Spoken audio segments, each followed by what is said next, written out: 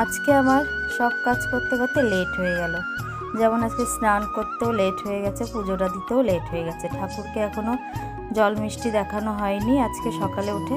তো ভাবলাম চলো একবারে সব সেরে নিই। বাবাইয়ের শরীরটা ভালো নেই, ওই জন্য আমি স্নান করে আস্তে আস্তে একটু লেট হয়ে গেল। এখন বাজে 1:45। তার আগে আমি চুলটাকে কোনোরকম আঁচড়িয়ে তারপরে যা থাকে সিঁদুর টিঁদুর পরে নিচ্ছি।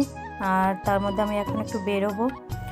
আমার দোকানটা আবার নতুন করে চালু করতে হবে, তো ওই জন্য আমি দোকানের দিকেই যাব। তো তার আগে আমি পুজোটা দিয়ে দিচ্ছি।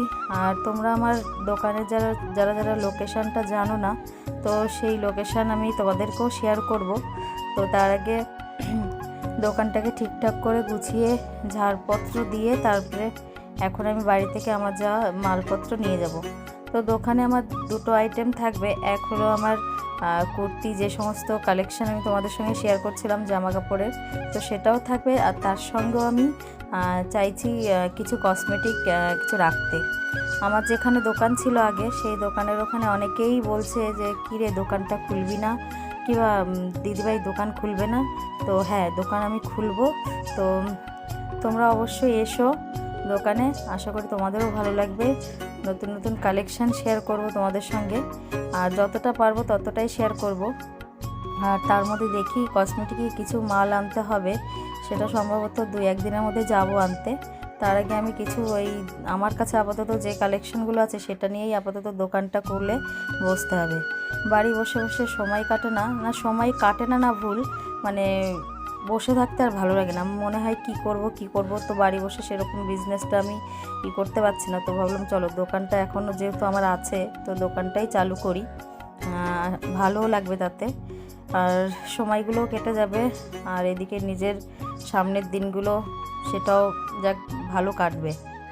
তো এই কথা বলতে বলতে দেখো অনেকটা সময় হয়ে গেল, এখন পুজো দিয়ে দেবো। আর আমি আজকে বাড়িতে রান্নাবান্না বেশি কিছু করিনি। তো কালকে রাতে বাবাই আলু ভাজা আর ডিম ভাজা দিয়ে ভাত খেয়েছিল বলে, ওর বলে খুব ভালো লেগেছে। তো বললো মা আজকে কিছু রান্না করতে হবে না, সকালে যেহেতু আমাদের খাওয়া হয় না। সকালে আমি মুড়ি শশা খেয়েছি, আর বাবাইকে টোস্ট বানিয়ে দিয়েছিলাম, বাবাই খেয়েছে।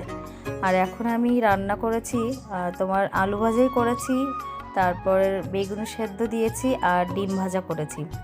এই আর কিছু শাক ছিল, শাক সেদ্ধ দিয়েছি।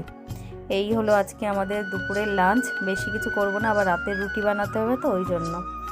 তো দেখো আমার কথা বলতে বলতে পুজোটা হয়ে গেলো। আর পুজো দেওয়ার সময় রিও এত বিরক্ত করে, মানে কি বল, যখনই আমি শঙ্খ ঘন্টা বাজাবো তখনই রিও চলে আসে। দেখো আমি এখন নমস্কার দিচ্ছি, তো ওটাও দিতে দিচ্ছে না।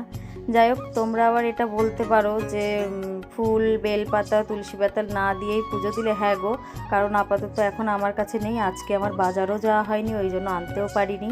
আর আমি রেখে দিই তুলসী পাতা জল দিয়ে কৌটার মতো, তো আপাতত সেটাও নেই। ভাবছি দেখি একটা তুলসীর চারা নিয়ে এসে বাড়িতে লাগাতে হবে। ফুল যখন দিতে পারবো না তখন তুলসী পাতা দিয়েও পুজো দিলে তাতেও সন্তুষ্ট ভগবান। তো যাই হোক, এই যে রিওকে এখন আদর দিচ্ছি, ও আদর খেয়ে বাদর হয়ে যাচ্ছে। তো তোমাদের কেমন লাগলো ভিডিওটা, আশা করি ভালো লাগলে কমেন্ট করে দিও। আর